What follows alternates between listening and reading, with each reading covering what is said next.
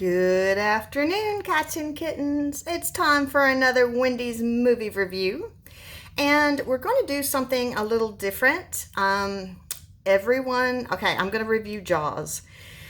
The reason why I know everybody's seen Jaws, but I really want to share a few little insights and things that I've seen.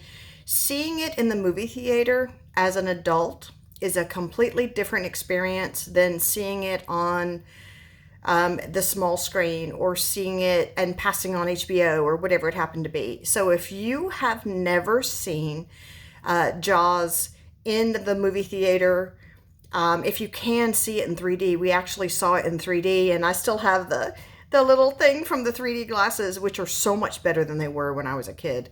But yeah, we saw the original 1975 Jaws in the movie theater in 3D. So I don't know what they did to it. It wasn't originally filmed in 3D. Jaws 3D 1983 was filmed in 3D, and boy, that was a hell of a stinker. But the original Jaws from 75, it's a very, very good film. Okay, let me do a little backstory on that. Jaws was the first film I ever remember seeing. I was born in 1973, and Jaws came out in 75. My birthday, June 20th, in 75. Well, it was my first memory of seeing a film. I was in feety pajamas. I remember this. And my grandparents went to a drive-in movie. And at the time in the 70s, we had bench seats, the long bench seats. There was no console in between it like it is now with vehicles. So my papa was there and my mama was there on the other side, and we rolled down the window, and there was this little box that you would take and put into the window and leave the window open. And that's how you would hear the film. It's an experience if you've ever been to a drive-in movie. Now keep in mind, this is Louisiana and it's hotter than dog pucky. So it was so hot, but it was at night. So all these cars pulled up, and there's this big screen where they showed Jaws, and you could hear it through the little box. But it was a double feature. It was Jaws and The Other Side of the Mountain, which was a skiing movie. It was stupid.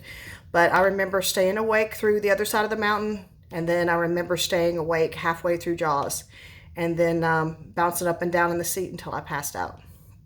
1975.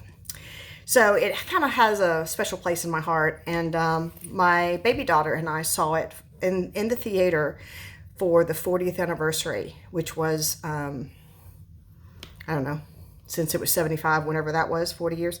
I was 42 when I saw it, 42, 43, in the theater. And it was a really good experience. But I saw it again. Now, the thing about Jaws is you have to understand the time. You have to understand life was a lot different in 1975. Everything was simpler. Everything was slower. And people had a sense of family and home.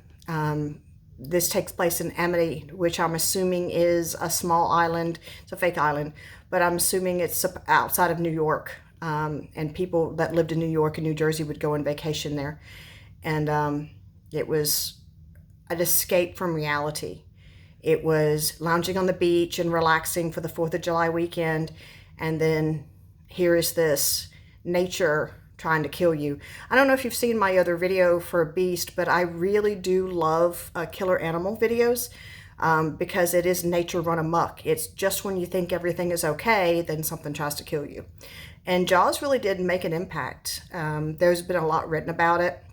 It's a classic film. And I know that a lot of young people really don't enjoy seeing older movies. I guess because it doesn't have any special effects. I think Jaws was amazing for the time because, Bruce Spielberg named the animatronic shark Bruce.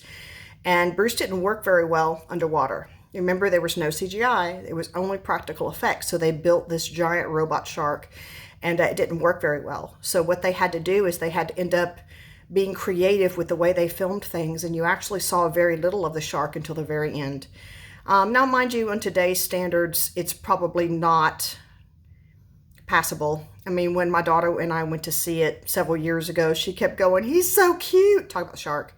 "He's so cute. He's so cute." But it's scary to us old folks when we saw it. But it's a great film, very well acted.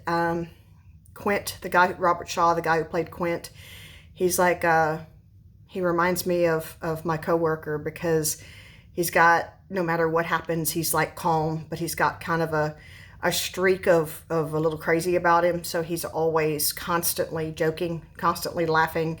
But you can tell there's like a kind of a weird kind of disconnect, but there's a seriousness about him, and all the characters were great. And then Richard Dreyfuss, when he was young, teeny tiny little dude. You don't realize how small he is, but if you get a chance, see Jaws in the theater, and if it's offered in 3D, see it in 3D. It's really worth it. So I think I'm going to watch something really awesome tonight and do another review of it tomorrow, but we shall see. But all you young people, give Jaws a chance. Like really, it's really good. And then for shits and giggles, you can watch number 2, which wasn't as good. And then if you really want some shits and giggles, see Jaws 3D. It's so bad. It's so bad. If you can get a copy of that in 3D, then it's really, really, really bad.